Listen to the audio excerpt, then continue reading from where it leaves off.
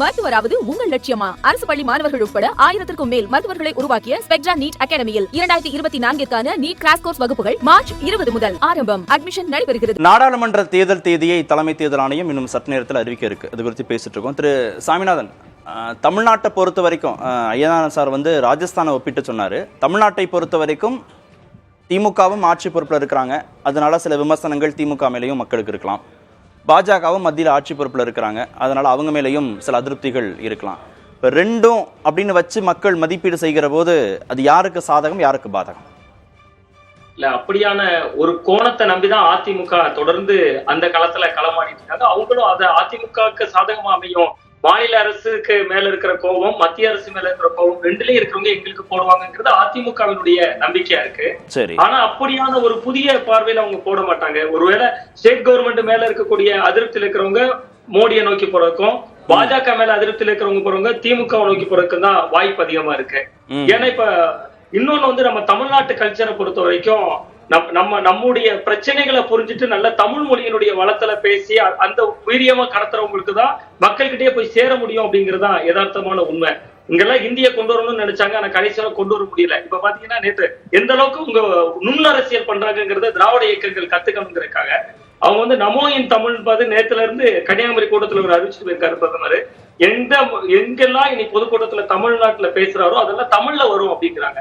So இந்த மாதிரி களத்துல அதிமுக இன்னும் கொஞ்சம் கவனம் செலுத்தினாதான் அந்த ஓட்டு அவங்க எடுக்க முடியும். இல்லைன்னா திமுகவினுடைய எதிர்ப்பு ஓட்டுகள் பாஜக நோக்கியும், பாஜக எதிர்ப்பு ஓட்டுகள் திமுக நோக்கியும் நகர்றதுக்கான வாய்ப்புகள் தான் அதிகமா இருக்கு. இன்னொன்னு அதிமுக கொஞ்சம் விமர்சிச்சு பேசணும், பாஜகவை கடுமையா விமர்சிக்கிறோம். அப்படி விமர்சிக்கிற பொழுது அவங்க மேல ஒரு நம்பகத்தன்மை வரும். எப்படி திமுகவுக்கு எதிராக களமாடுறாங்களோ அது மாதிரி பாஜகவுக்கு எதிராகவும் களமாடணும். அப்படி ஆடுற பொழுதுதான் அவங்க ரெண்டு தரப்பு ஓட்டையும் அதிமுக பக்கம் அறுவடை செய்ய முடியும். இல்ல, ஒப்பீட்டளவுல பாத்தீங்கன்னா அதிமுக விமர்சிக்கக்கூடிய அளவுக்கு பாஜக விமர்சிக்கல இல்ல அதிமுகவை. இல்ல, பாஜக உங்களை அதுதான் அவங்க மரியாதையினால விமர்சிக்கலையா அல்லது உங்களை பொருட்படுத்தாம விமர்சிக்கலையாங்கிற கேள்வி இதுல முக்கியமானதா இருக்கு. ஏன்னா கடந்த 2014 தேர்தல்ல ஜெயலலிதா அவர்கள் பிரச்சாரத்துல திமுக ஆட்டத்திலே சேர்த்துக்கல. அதனுடைய ரிசல்ட் அந்த தேர்தல் முடிவுல தெரிஞ்சிச்சு. அதே மாதிரிதான் இப்ப பாஜக அதிமுகவை நடத்துறதா உருவாக்கிக்க வேண்டியிருக்கு. திமுக மீதான அதிருப்தி வாக்குகள் பாஜகவுக்கு, பாஜக மீதான அதிருப்தி வாக்குகள் திமுகவுக்கு. இப்படிதான் பைபோலாரா ஓட் டிரான்ஸ்பர் நடக்கும் தமிழ்நாட்டில். அதனால அதிமுகவுக்கு எந்த லாபமும் இல்லைன்னு அவர் சொல்றாரு. அதாவது திமுக மேலான அதிருப்தி வாக்குகள்ங்கிற பிரச்சாரம் கடுமையா இருக்குது. திமுக ஆட்சிக்கு வந்ததுல இருந்தே அந்த பிரச்சாரம் கடும் எதிர்ப்புங்கிற பேர்ல மிக கடுமையா உள்ளாட்சி தேர்தலையும் இருந்தது, ஈரோடு கிழக்கு இடைத்தேர்தலையும் இருந்தது. இன்னைக்கும் அந்த பிரச்சாரம் உண்மையாக இருக்கலாம். It is a perception, maybe true R may not be true. ஆனால் இது மக்களவை தேர்தலுங்கிற அந்த பாயிண்டில் 1999ஆம் ஆண்டு மக்களவை தேர்தலிலும் திமுகவுக்கு எதிரான எதிர்ப்பு பிரதிபலிக்கல. அதே மாதிரி 2009ஆம் ஆண்டு நடந்த மக்களவை தேர்தலிலும் இஷ்யூ பேஸ்டா காங்கிரஸுக்கு மீதான எதிர்ப்பு, ஈழ பிரச்சனை, அந்த இதில் அவங்க தமிழ்நாட்டில் போட்டி போட்ட 15 தொகுதிகளில் 8 தொகுதியில் தோல்வி அடைஞ்சாங்க. திமுக கழகம் மீது ஆளுங்கட்சிக்கு எதிர்ப்பு இருந்திருக்கலாம், நான் இல்லைன்னு சொல்ல வரல. பட் அது ரிஃப்ளெக்ட் ஆகலை. அதனால தான் அவங்க 23 தொகுதிகிட்ட போட்டியிட்டவங்க, 22 தொகுதியில் போட்டியிட்டவங்க அவங்க இழந்தது தென் சென்னை, திருவள்ளூர், கரூர், பொள்ளாச்சி 4 தொகுதி தான் அவங்க இழந்தாங்க. மேக்சிமம் அவங்க ஒரு 80% இடங்கள்ல அவங்க வெற்றி பெற்றுட்டாங்க. காங்கிரஸ் 50% இடத்துக்கு கூட வெற்றி பெறல. அப்போ தேசிய அளவில் காங்கிரஸுக்கு எதிராக, தமிழினத்துக்கு எதிரான ஒரு இன அழிப்பை செய்த கட்சி அங்கிற ஒரு குற்றச்சாட்டுக்கு ஒரு எஃபெக்ட் இருந்தே தவிர திமுக ஆட்சிக்கான எந்த ஒரு எதிர்ப்பும் மக்களவை தேர்தலில் இல்ல. இது நீங்க இந்த தேர்தலையும் அப்படிதான் பிரதிபலிக்கும்ன்றீங்களா? அது ரிஃப்ளெக்ட் ஆகுமா ஆகாதாங்கிறது நமக்கு தெரியல. கழிஞ்ச 2 தேர்தலில் ரிஃப்ளெக்ட் ஆகல. நான் இல்லைன்னு சொல்ல வரல, இல்லைன்னு அதை டிஃபெண்ட் பண்ணல. இருக்கலாம், பட் 99ல் ரிஃப்ளெக்ட் ஆகல, 2009ல் ரிஃப்ளெக்ட் ஆகல. அதே வேளையில் நீங்க 98ல் திரு ஐயநாதன் என்ன சொல்றாருன்னா, விலைவாசி உயர்வு, வேலை வாய்ப்பின்மை அப்படின்றதுடைய நேரடி பாதிப்பாக மக்கள் உணர்ந்து வாக்களிக்கிற முறை தான் இந்த முறை இருக்கும் அப்படின்னு அவர் சொல்றாருல. அது மத்திய அரசை நோக்கியதாக தான் இருக்கும். எஸ்டிமேட் மத்திய அரசு பல்ஸ் பார்க்கறதா தான். மத்திய அரசுக்கு எதிர்ப்புங்கிறது மோடிக்கோ பாஜகவுக்கோ இங்க பெரிய பலமே இல்லை. பலம் இல்லாதவர்களுக்கு எதிர்ப்புங்கிறது ஒரு பிக்மெண்ட் ஆஃப் இமேஜினேஷன்.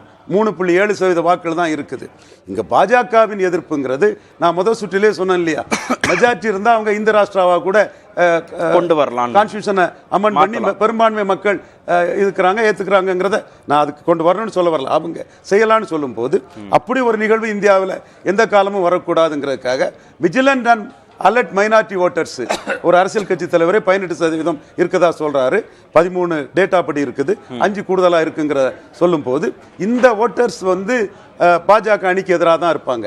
இதுதான் தமிழக அரசியல்ல மையப்புள்ளி. அதற்காக தான் 2 முறை அப்ப பெரும்பான்மை இந்துக்களுடைய வாக்குகளை ஒட்டுமொத்தமா பாஜக போலரைஸ் பண்ணிடுச்சுன்றீங்க. 3.7 தான் நான் சொல்றேன், அது உங்ககிட்ட தான் நான் சொல்றேன். ஒட்டுமொத்த இந்தியாவில் கேட்கிறேன். Yes, there you are. அதான் ஸ்ட்ரக்சர் தான் முக்கியம். யூபில 50% வாக்கு மக்களவைக்கு இருக்குது, இங்க 4% கூட இல்ல தமிழ்நாட்டில். ஸோ அண்ணன் சொல்லக்கூடிய இஷ்யூ பேஸ்டா 4% உள்ள ஒரு கட்சிக்கு என்ன பெரிய லாபம் இங்க வந்துட முடியும்?